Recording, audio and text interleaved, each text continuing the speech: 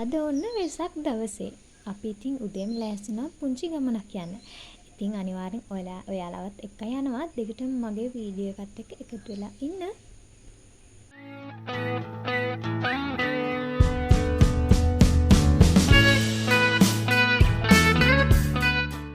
ඔන්න ඉතින් අපි අපේ ගමන යන්න පටන් ගත්තා. ඉතින් අපි මේ යන්නේ ට්‍රින්කෝ වලට. මොකද වෙසක් දවස නිසා දවස් ටිකක් නිවාඩුත් තියෙනවානේ. ඒ හින්දා අපි ප්ලෑන් කරා ට්‍රින්කෝ පැත්තේ පුංචි රවුමක් ගහලා එන්න.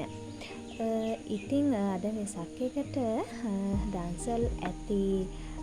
අපි බලමු අපිට මොන වගේ දන්සල් හම්බෙයිද, අපි දන්සල් කීයකට යයිද කියලා.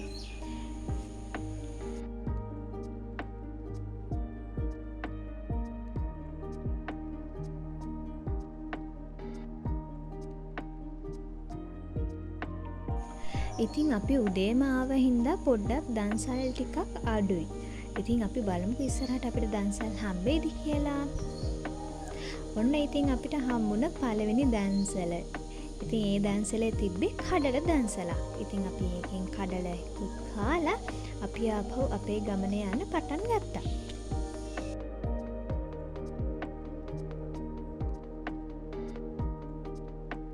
ඉතින් හබරන් හරිය කියන්නේ හරියට අලියෝ ඉන්න පැත්තක්.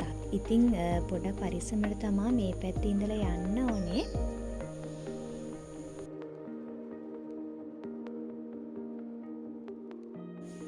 දැන් මේ අපි ඇවිල්ලා ඉන්නේ කන්තලේ වැව බලන්න.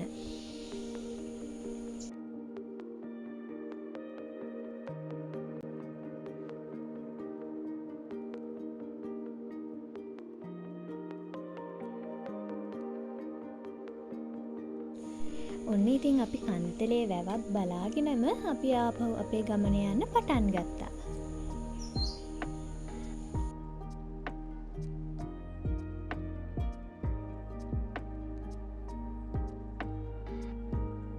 අපි යන අතරමඟදී අපිට හම්බුණා අඹ අච්චාරු තිබ්බා, බඩිංගුරු බාබකියු තිබ්බා. මම හැබැයි එදාම තමයි කෑවේ බාබකියු බඩිංගුරු මේ වගේ. පැණි දාලා, මයොනිස් දාලා, සෝස් දාලා. ඒක නම් හරිම රසයි. ඉතින් ඔයාලත් කාලා බලන්නකෝ මෙහෙම හදලා. මේවා තියෙන්නේ කන්තලේ වැව ළඟ. ඉතින් ඔයාලත් ඒ පැත්තේ යනවා නම් අනිවාර්යෙන් මේක try කරලා බලන්න.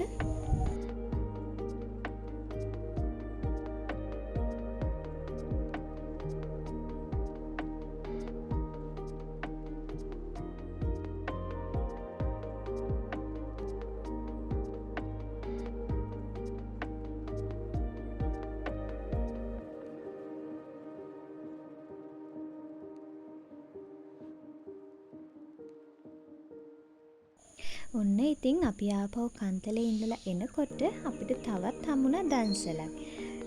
ඒකේ නම් අපිට හම්බුනේ සව් දන්සලක් තමයි එතන තිබ්බේ. ඉතින් අපි එතනින් සව් දීලා අපි ආපහු අපේ ගමන යන්න පටන් ගත්තා. ඔන්න ඉතින් අපි ට්‍රින්කෝ වලට නම් ආවා. ඉතින් අර ඈතින් ලස්සනට පේන්නේ ට්‍රින්කෝ බීච් එක. ඉතින් අපි දැන් යන්න හදන්නේ කෝණේශ්වරම් දේවාලෙට.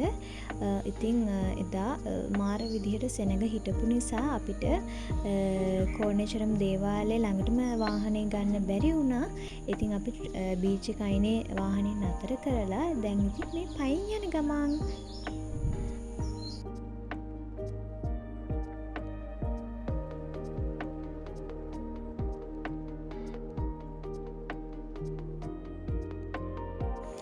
ඔන්න අපි කෝණේශ්වරම් දේවාලෙට ආවා. විනාඩි 20ක් විතර අපි කොහොම හරි ඇවිදගෙන එන්න වුණා අපිට. අපි ඉතින් පූජා වට්ටියකුත් පූජා කරලා දැන් මේ යනවා අර බීච් එක පේන ලස්සන පැත්තක් තියෙනවනේ මේ දේවාලේ ළඟම. ඉතින් අන්න එතෙන්ට යනවා පොඩ බීච් එක බලන්න ලස්සන.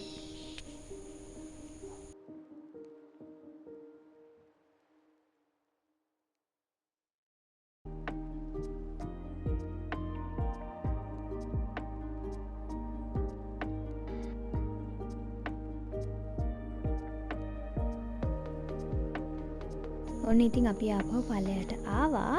ඉතින් මම ගත්තා මැග්නට් එකක්. මම ඉතින් යන තැන් වලින් මැග්නට් එකතු කරගන්න ඕනේ. මොකද අපි ගියපු තැන් මතක් වෙන්න. අපි ඔන්න ඉතින් බීච් එකටත් චුට්ටක් බැහැලා හිටියා. හරිම රස්නේ. මොකද මේ මහන්සි ගොඩක් දුර අපි ඇවිදලා ආව හින්දා අපි ඉතින් පොඩ්ඩක් බීච් එකටත් බැහැලා හිටියා.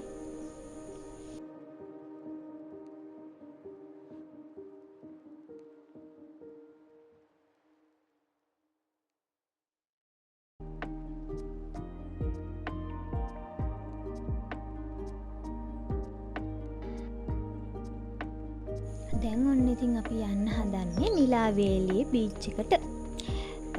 ඉතින් බලමු අපි නිලාවේලියට ගිහිල්ලා මට වීඩියෝ කරගන්න පුළුවන් වෙයිද කියලා. ඇත්තටම කිව්වොත් මට වීඩියෝ කරගන්න බැරි වුණා. පුදුම සෙනගක් හිටපු නිසා. දැන් අපි හිතාගෙන ඉන්නේ මාබල් බීච් එකට යන්න.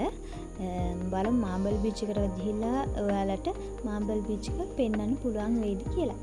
ඉතින් අපි යන අතරමඟදී අපි කොහොම හරි නිලාවේලියේ බීච් එකේ බැහැලා හිටියා පැය 2:00 විතර. ඉතින් අපිට පොඩ්ඩක් බඩගිනි නිසා අපි කන්නත් නතර කරලා දැන් අපි ආපහු යනවා මාබල් බීච් පැත්තේ. ඉතින් අපිට යන අතරමඟදී තව හම්බුණා සරුවත් දන්සලක් හම්බුණා.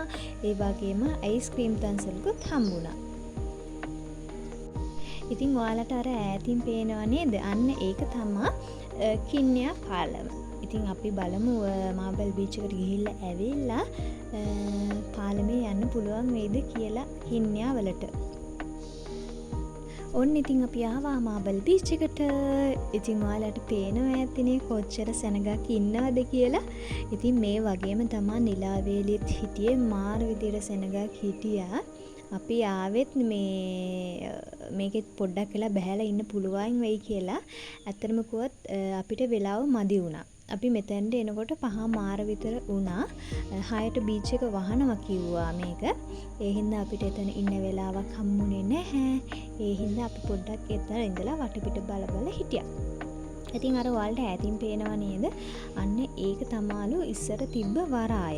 එතන හිටපු එක්කෙනෙක් තමයි කිව්වේ. මං ඉතින් වැඩි විස්තර නම් දන්නේ නැහැ. එතන එක්කෙනෙක් තමයි කිව්වේ ඒක ඉස්සර තිබ්බ වරාය කියලා.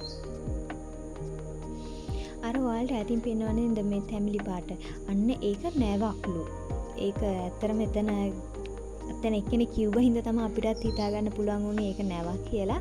නැත්තම් ඈතට පේන්නේ නැහැ ඒක නැවක් කියලා.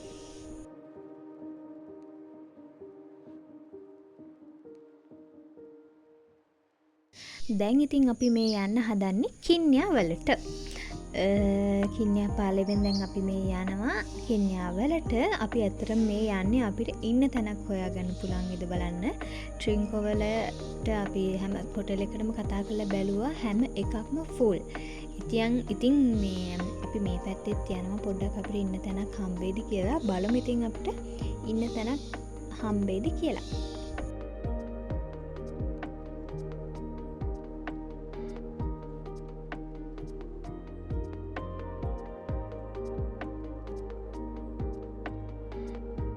ඉතින් අපි මේ පැත්තේ තිබ්බ හැම හොටෙල් එකකටම කෝල් කරලා බැලුවා. ඉතින් හැම එකක්ම බුකින්. ඒ හින්දා අපි ඉතින් තීරණය කරා ආපහු ඉතින් ගෙදර එන්න.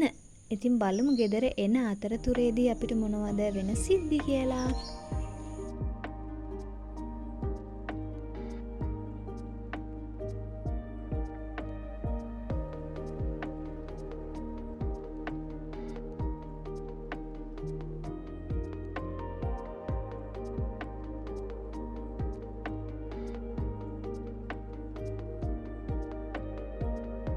ඉතින් අපි අපහු එන අතරමඟදී ලස්සන දේවල් බලාගෙන එන්න පුළුවන් වුණා.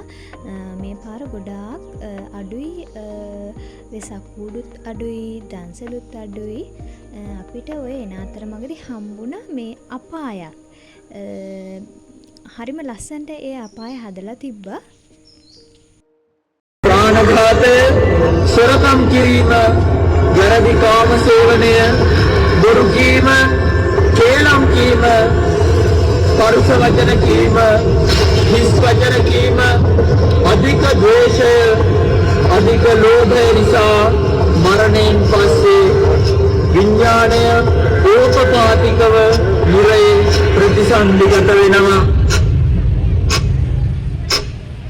වයසට ගියපු මහලු වෙච්ච ඉතාම ජරා ජීර්ණ වෙච්ච ගැහැණු මිනිස්සු දුටුවේ නැද්ද කියලා අහනවා. යම රජුරවන්ට බොරු කියන්න බෑ.